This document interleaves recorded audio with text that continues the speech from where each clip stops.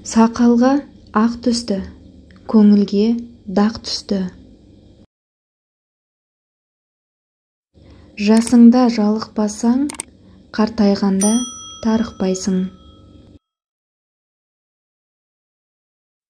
Көп жасаған құрдасынан, көп сөйлеген жолдасынан айырылады. Кәрі өлсе, дауыл тынғаны, жас өлсе, бәйтерегімнің сынғаны. Ауру аздырады, кәрілік тоздырады. Қартайдым деп қайырма, жас бала бар артыңда. Жалғызбын деп қайырма, жақсылар бар артында. 6-ға дейін бала ерке, 60-тан кейін шал ерке. Жас кезде адам қызық іздейді, қарт кезде адам иман іздейді. Адамның ақылының кіруіне жасы да үлкен рөл атқарады. Егер 35 жасыңызда сіз әлі де кедей болсаңыз, онда сіз бұған лайықтысыз. Уайым қайғысыздық жасартады, іспен айналысу көркейтеді. Қария бәріне сенеді, орта жастағы адам бәрінен күмәнданады, жас адам бәрін біледі.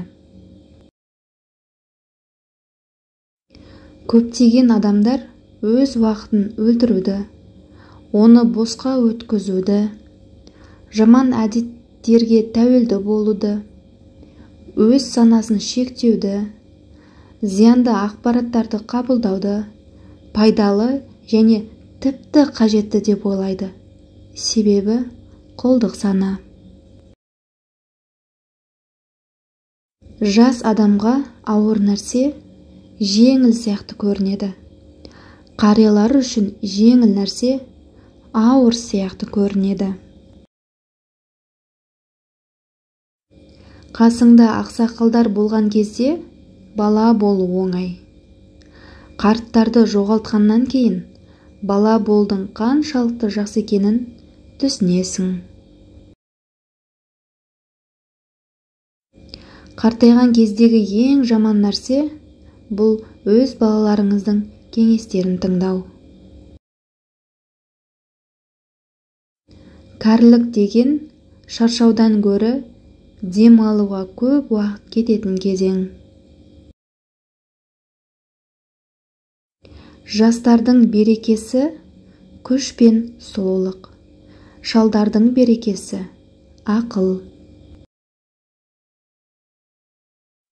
Ең өкініштісі, қартаюдың жақындағаны емес, жастық шақтың өтіп бара жатқандығы. Жас кезіңде жасаған күнәларыңды қартайған кезде өтейсің. Кәрі адамға күлме, сен де кәрілікке жетесің. Қариялық даналық пен өмір тәжірибесінің қайнар көзі. Ұрпақтарыңның саны достарыңның санынан асса, бұл қартайғандықтың белгісі. Жастар болашақпен, шалдар өткенмен, тек балалар ғана бүгінгі күнмен өмір сүреді. Ақылды қарттар жастарға кедергі емес, тірек болады. Бәсекелес емес, мұғалім болады.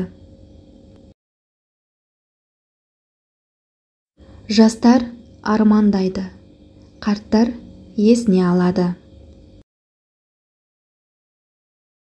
Өмір 3 кезеңге бөлінеді. Алдымен Аяз атаға сенесің. Сосын Аяз атаға сенбейсің. Аяғында өзің Аяз ата боласың. Қартайып барамын деп ойлайтын адам тез қартаяды. Барлығы ұзақ өмір сүргісі келеді, бірақ қартайғысы келмейді. Уақытын босқа өткізетін адам қалай тез қартайғандығын байқамай қалады. Жастық ұшады. Өтіп бара жатқан уақытты ұстаңыз. Өткен әрқашан бүгінгіден жақсы. Жастық ең үлкен сиқыршы. Ата-анамыз бізге өмір сыйлады. Олар бізді тәрбиелеп өсірді. Енді олар қартайып, ауырып жатқанда біздің міндетіміз ата-анамызға көмектесу. Бала кезіңде оқыған затты қария кезіңде түсінесің. Жастар болашағына, кәрілік өткеніне алданады. Сіз балалық шаққа түсе аласыз, бірақ жастық шаққа емес. Жастық шақ ақымақ істер жасауға мүмкіндік берген үшін емес, оларды түзетуге уақыт берген үшін жақсы.